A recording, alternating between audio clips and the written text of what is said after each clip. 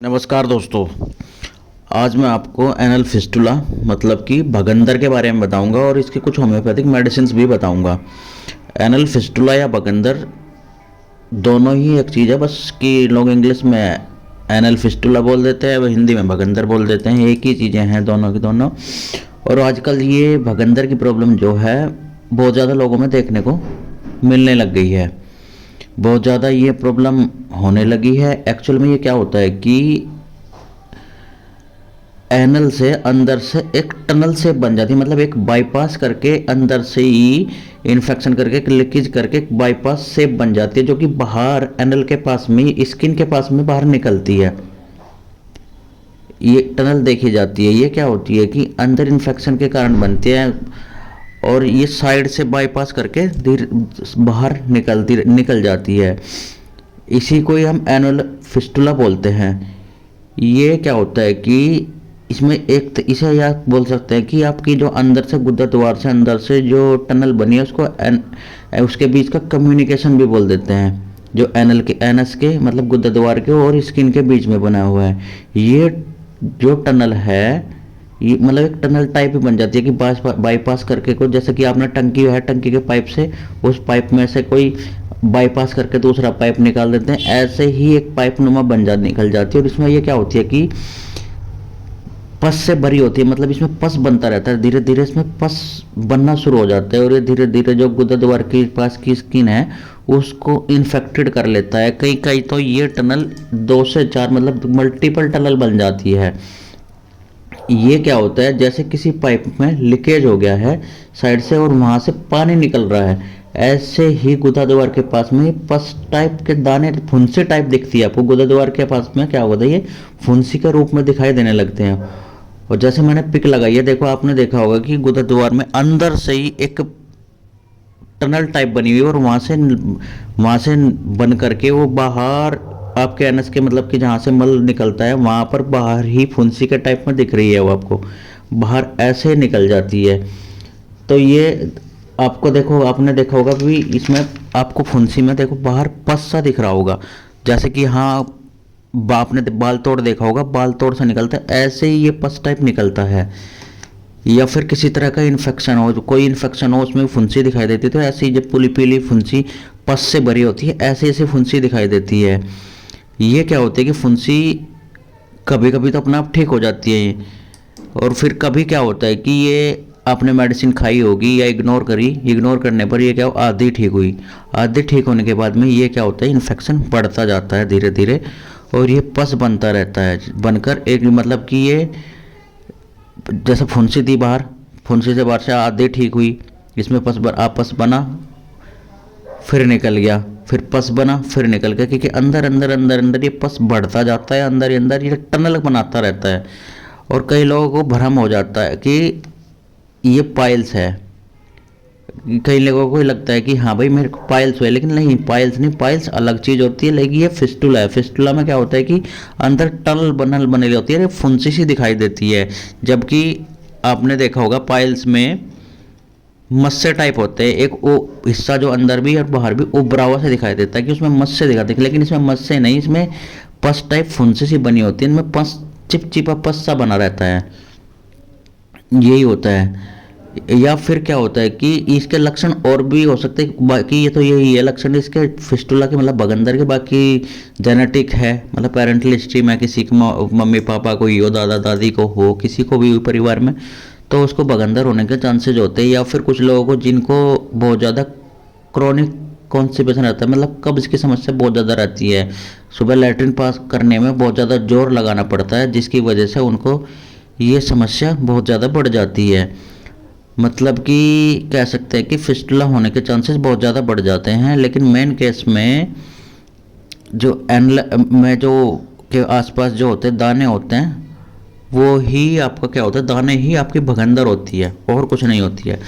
तो इसके अब हम लक्षण की बात कर लेते हैं। तो पहला लक्षण तो ये है कि आपको गुदा द्वार के आसपास छूने में क्या होता है कि ऐसा लगेगा कि कोई फुंसी निकली हुई है, मतलब फुंसी एक दाना सा लगेगा। और फिर ये कि आप दबाओगे तो ये क्या होगा, हल्का हल्का सा लगेगा जैसे कि अंदर इसमें पानी भरा हुआ है। फर्स्ट टाइम दबाओगे इसकी चिप मतलब दबाने पर ऐसा जैसे कि पानी भरा हुआ है, और ये आपको धीरे धीरे फिर ये आप इसको इग्नोर करोगे जैसे, तो 2 से 3 महीने बाद में ये क्या होगी, जब फटेगी, फटने के बाद में उसमें से पस निकलेगा, चिपचिपी मवाद सी निकलेगी। फिर भी आप जब इसको इग्नोर करते रहोगे, वो फुंसी बढ़ते बढ़ते बढ़ते बढ़ते अंदर क्या है, आप सोचोगे कि ठीक हो जाएगी खुद से, फुंसी तो है नहीं, ये बढ़ते बढ़ते पस बनता रहेगा, बनते बनते ये क्या होगी, पस बनेगा फिर निकलेगा, पस बनेगा फिर निकलेगा, तो ये क्या होगा, धीरे धीरे धीरे धीरे टनल बना ले जाएगी। और यही प्रोसेस चलता रहता है, टनल बढ़ती रहती है अंदर तक, ये बाईपास कर देती है, भरती है, खाली हो जाती है। तो यही प्रोसेस चलता है। तो यही क्या होता है, इसमें क्या होता है, कभी कभी आपने देखा होगा कि पस बनता है, पीप से निकलता है, उसमें दर्द रहता है और जलन भी बहुत ज़्यादा रहती है, लेकिन कभी कभी जब सूख जाती है, सूखने पर पपड़ी सी बनती है, तो आप इसको, इसमें बहुत ज़्यादा खुजली भी देखने को मिलती है। कभी कभी आपने देखा होगा कि आपको बुखार देखने मिलता है, और ये खतरा ज़्यादातर डायबिटिक पेशेंट को देखने को मिलता है। बाकी तो इसके लक्षण और कुछ खास नहीं है। आप देख लेते हैं कि कैसे पता करें कि ये भगंदर है, पाइल्स है या फिशर है। तो इसके लिए आपको क्या करना पड़ेगा, पता कराने के लिए आपको किसी अच्छे डॉक्टर के पास जाना पड़ेगा, किसी सर्जन के पास। वो इसका आपका एग्जामिन करेगा कि आपको फिशर है, पाइल्स है या कि फिस्टुला है। अब पाइल्स में क्या होता है कि पाइल्स में गुदा द्वार में अंदर उभरा हुआ सा होता है, और बाहर की टाइप भी उभरा हुआ सा, जैसे कि मस्से हो गए, मस्से टाइप दिखता है, ऐसे मस्से से होते हैं, मस्से टाइप लगता है, ऐसा उभरा रहता है। और फिशर में आपको कुछ नहीं होता, प्लेन सा ही रहता है, बस जलन रहती है, दर्द रहती है, और लैट्रिन करते टाइम बहुत ज़्यादा दर्द रहता है। अब बात कर लेते हैं भगंदर की। भगंदर में आपको क्या होता है कि जलन भी नहीं होगी, चुभन भी नहीं होगी, बस पस निकलेगा। पस निकलते टाइम आपको पेन होता है, गुदा द्वार के पास में आपको फुंसी दिखाई देती है। भगंदर का यही केस है कि इसमें बहुत ज़्यादा फुंसियाँ दिखाई देती है। फुंसियाँ 2 से 4 भी हो सकती है, मल्टीपल फुंसियाँ हो जाती है। एग्जामिन इसके लिए आपको किसी अच्छे सर्जन के पास में जाकर के अपना एग्जामिन करा लेना है। उसके बाद फिर आपको होम्योपैथी लेनी है, होम्योपैथी ले लीजिए, या फिर वो कोई भी मेडिसिन देता है वो ले लीजिए। मैं तो यही सजेस्ट करूँगा कि आप होम्योपैथी अपनाएं, जिसका कोई भी साइड इफ़ेक्ट नहीं है। तो चलिए मैं आपको इसकी भगंदर की कुछ इफ़ेक्टिव मेडिसिन बता देता हूँ, जो कि आपकी जो भगंदर की समस्या है उसको 2 से 3 महीने में बिल्कुल ही ठीक कर देगा, जड़ से ठीक कर देगा। तो सबसे पहले और बहुत ही इफेक्टिव मेडिसिन जो है ग्रेफाइटिस 200। ये तो बहुत ही इफेक्टिव मेडिसिन है भगंदर में, खासकर ऐसे भगंदर जिसकी फुंसी में चिपचिपा पानी निकलता है। आपने देखा होगा कि जब आप उस फुंसी को फोड़ते हैं, मतलब दबाते हैं, फोड़ते हैं, तो उससे क्या होता है, या रुई से साफ करते हैं तो उससे चिपचिपा पस निकलता है। आपने उससे दबा करके देखते हो, उसमें बहुत ज़्यादा चिपचिपाहट रहती है, जो फ्लूइड होता है उसका, मतलब जो मवाद होती है बहुत ज़्यादा चिपचिपाहट होती है, और साथ में अगर खुजली रहती है वहाँ पर, तो ये मेडिसिन तो बहुत ही इफेक्टिव मेडिसिन है। इसकी आपको क्या करना है, 2 बूंद डेली सुबह सुबह ही डायरेक्ट टंग पर ही ले लेनी है, ऐसा कुछ नहीं कि पानी में मिला करके लेनी है। ये आपकी समस्या को 1 से 1.5 महीने में ठीक कर देगी। साथ में और भी मेडिसिन लेनी है, जो और मेडिसिन बता देता हूँ आपको। नंबर 2 पर दूसरी इफेक्टिव मेडिसिन है हीपर सल्फ। इसको भी 200 की पोटेंसी में लेनी है। इसका काम क्या है, ये हीलिंग करती है। आपका जो पस बन रहा है उसको, पस को जल्दी से जल्दी ठीक कर रही है। जो पस बन रहा है, बार बार टनल बन रही थी, उसको ये क्या करता है, धीरे धीरे पस को ठीक करेगा। जो पस सेल्स होती है उनको ठीक करता है, और टनल को धीरे धीरे धीरे धीरे बंद करने का काम करती है। इसकी आपको क्या करनी है, 2 बूंद सुबह, 2 बूंद शाम को कंटिन्यू 1.5 से 2 महीने यूज करनी है। साथ में कैलकेरिया सल्फ 200। कैलकेरिया सल्फ 200 में क्या होता है कि अगर आपको जो मवाद है, जो दाना था वहाँ पर मवाद पीले कलर का मवाद है, और मवाद से बहुत ज़्यादा बदबू आती है, तो उसके लिए ये बहुत ही इफेक्टिव मेडिसिन है। इस मेडिसिन को आपको क्या करना है,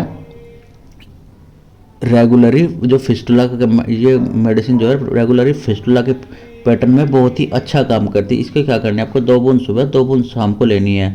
आपको क्या करना है कि हीपर सल्फ तो ले ही रहे हो, हीपर सल्फ के साथ साथ इसको भी ले 1.5 से 2 महीने। आपको क्या करना है कि या हीपर सल्फ ले ले, फिर आधे घंटे बाद इसको ले ले। इसकी भी 2 बूंद सुबह, 2 बूंद शाम को कंटिन्यू 2 से 3 महीने लेनी है। साथ में मैं 2 मेडिसिन और बता दे रहा हूँ जो टैबलेट फॉर्म में। एक साइलिसिया 6X, ये बहुत ही इफेक्टिव मेडिसिन है, खासकर उसमें कि जो आपकी टनल बनी हुई है उसमें मवाद फंसी हुई है, तो उसको मवाद को बाहर निकालती है, मतलब ड्रेन करती है। फिर इसका काम क्या है कि जो मवाद को बाहर निकालने का काम करता है, मतलब ड्रेन जो अंदर भरी हुई थी उसको बाहर निकालती है, साफ़ करती है। फिर बाकी जो मेडिसिन है हिपर सल्फ कलकीरा सल्फ में उसको ठीक करती है।